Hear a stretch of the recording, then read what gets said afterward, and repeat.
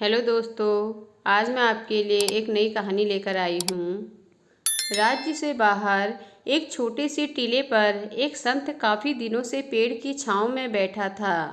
लोग उससे मिलने के लिए दूर दूर से आया करते थे।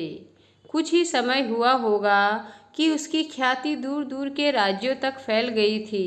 उस संत महात्मा से मिलने कितने ही राजा आ गए थे। पड़ोसी राजा को भी मिलने का मन हुआ।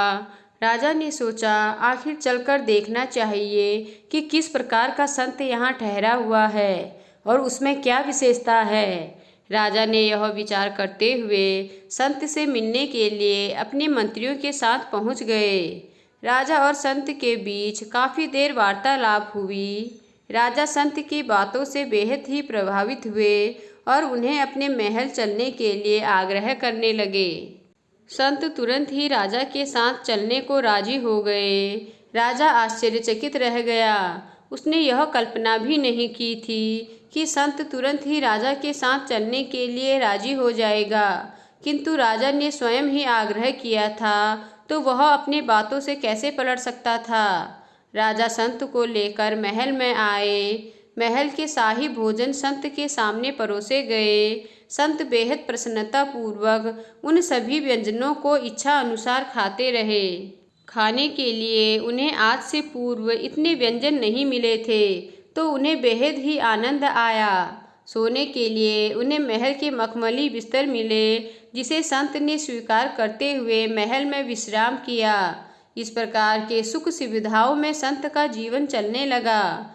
एक दिन राजा ने संत से अपने भीतर उठ रहे प्रश्नों का निवारण संत से चाहा। संत ने कहा, राजा, तुम अपने प्रश्न को मुझसे पूछ सकते हो।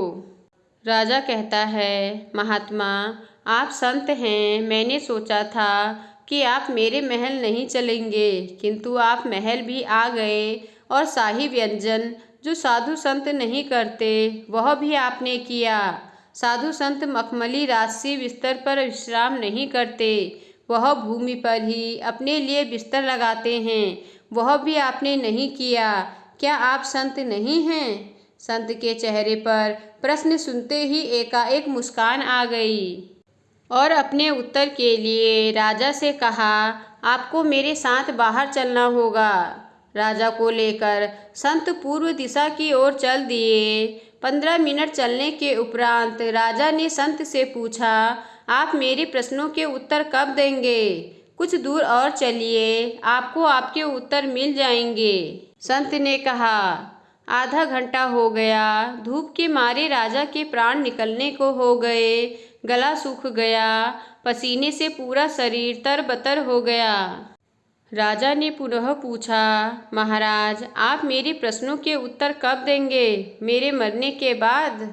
संत ने कहा, मैं संत हूँ। मुझे चाहे किसी प्रकार की परिस्थितियाँ हों, किसी प्रकार का समय हो, मुझे जीना आता है। और तुम राजा हो, तुम्हारे भीतर सुख सुविधाओं का वास है।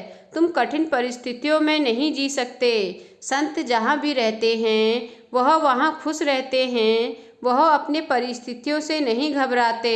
वह सदैव ईश्वर की आराधना में लगे रहते हैं, इसलिए वह सदैव खुश रहते हैं। संत को यह फर्क नहीं रहता कि वह जंगल में अपना जीवन व्यतीत कर रहा है या महल में।